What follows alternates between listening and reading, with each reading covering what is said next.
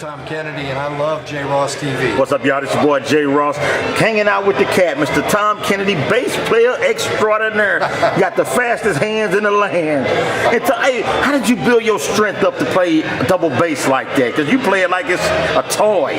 You know, it's an interesting story. When you're a kid, you know no bounds. You know, so you're trying all kinds of things, and you're building up, and you don't know. You know, I really didn't know that what I was developing. I just knew the things that I heard and the things I wanted to play. But I remember, you know, my brother when we, you know, 1972. I guess it was 11. You know, bringing home a Chick Corea album with Stanley Clarke on the upright bass. Oh yeah. Light as a Feather was the name of the album. Man. And I remember hearing that, and you know, I had a good facility on the bass already at that point, but I remember hearing that and how he just floated on the bass. You know, there was just no limit on the instrument. And I said, well, that's it. I got to play like that. Yeah. You know? And when you're kids, you know, you figure out how to do it. Right. And you've got the energy, you've got the physical ability to do those things. I'd hate to try to do it now. Right. So, now go ahead. Now I was going to ask you though, like when you soloing, your solos be so prolific, do you see the notes coming in your head, or you just feel? I'm feeling from one note to the next, you know, and you know, as you know, theoretically, if you're thinking about the chord changes moving, what I'm trying to do is build a color over those changes by creating some kind of a melodic thing over there, you know, that's moving the right way. And the, you know, the artistry of it, to me, with a great soloist, is being able to create that shape. And no matter if you're playing, you know, quarter notes, eighth notes, 16, 32nd notes. You know, if you listen to Mike Brecker, it's just a beautiful shape of that forms a beautiful shape. It's the little shapes that form a beautiful big picture. Right. You know, and that's what all of us try to do. Now, in your coloring of music, is that experience or is that theory, or a combination of both? That's, you know, Charlie Parker always said, learn the theory, learn the music, and then forget all that shit and just play. You know, and my last album is called Just Play, you know, in tribute to that and my brother. And you know, it really is about just kind of, you know, spending all that time. They say the 10,000 hours or whatever it is to learn how to play your instrument, and then forgetting all that and going up there and doing something musical and something beautiful. You know, that's what it's all about. But I think a lot of people are afraid to make mistakes, you know, or worrying about what their peers think. I used to look forward to making them, you know. And my brother and I used to talk about it. The other concept that we always live by is playing a wrong note and working your way out of it, working your way back into the right notes. You know, so we put ourselves in situations like that. Oh yeah. You know, where we purposely just pick some kind of a random crazy note and work out of it. You know, and make that note sound correct. Make it sound like it was meant to happen.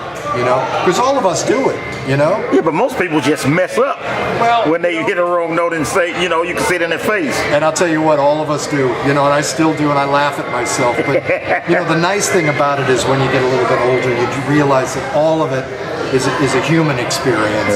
And some of the best stuff comes from things you didn't expect, and a lot of times from mistakes. You know? Yeah, definitely. You know, some of my best ideas have come from a wrong note. I'm trying to get my way out of it, and I may be playing some kind of a scale, you know, trying to work back into the thing that I'm you know, the right chord change that I'm on, but I'm playing something really interesting, getting back into it, and it's something I may never play again. You know? So for me, those are the magical moments in music. You know, when you actually get outside of all the things you know and just start playing things that are just happening in the moment. You know? Well, let me ask you this, Tom. Like with your new CD, how do somebody of your stature in music not play like the same solo over the same? You know, you can hear the same songs on every song. Right. So how did you get out of that? Well, you know, for me, it's like I hear things every day I play. I hear something a little different. And when you're playing with a group, there's always different things that are going on. You know, like the drummer is accenting different things, or he's playing some kind of a different feel. And the chords, you know, if it's a guitar player or piano player is comping differently. So it's a completely different experience, even if you're playing the same tunes.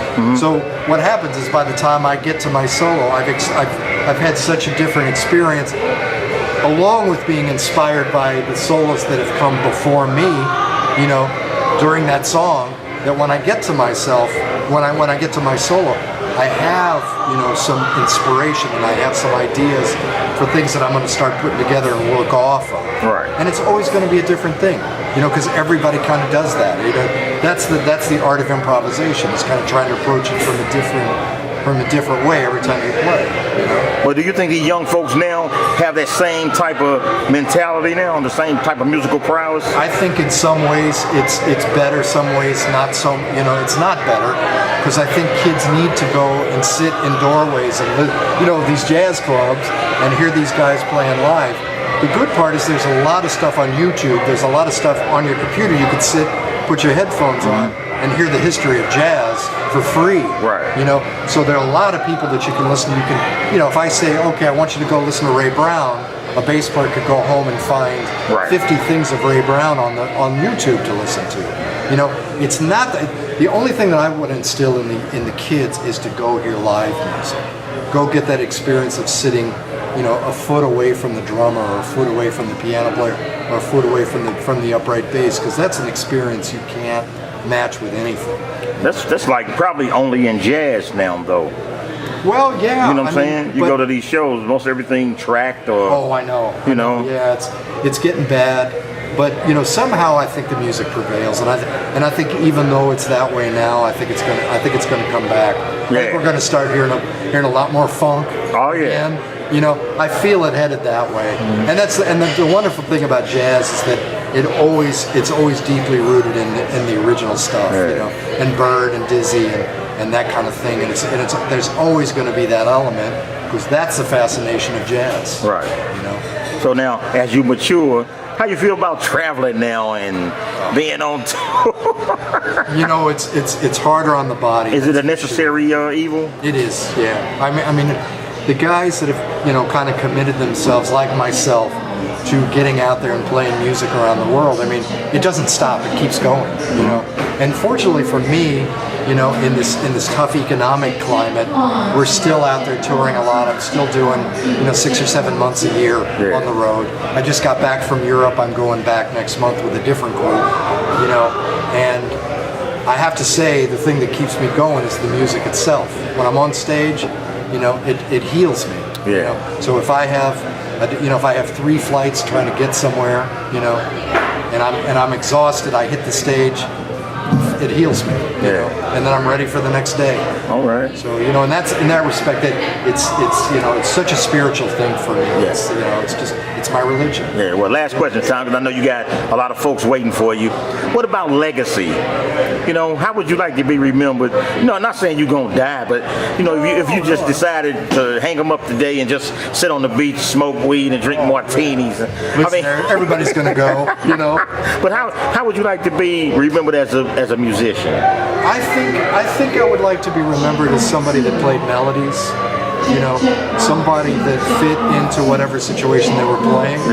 I think somebody that you could say was unique, you know, and brought something that could be handed down to the kids, you know, something that's interesting to the kids that they would want to know about, you know, and try to get into their playing so that your legacy goes on and on. You know, that's a great compliment. Yeah. You know, I know in the case of Michael Brecker, you know, basically every tenor player that comes out these days has a little bit of Mike Brecker in their playing, and that's the greatest tribute to a person imaginable. You know, as a musician. Well, we sitting here with the incomparable bass man extraordinaire, Mr. Tom Kennedy, y'all. We're gonna let him roll up out of here. First of all, I want to say thanks, Tom, for always looking out for J. Ross TV. I really appreciate it, and the footage I got is off the chain, man. I mean, for you to play like that is remarkable. Thank you. You know what I'm saying? It's just remarkable. But we know you got a gang of folks waiting on you. St. Louis is very own, and he's at home. We're going to let him roll up out of here, y'all. This is J. Ross TV.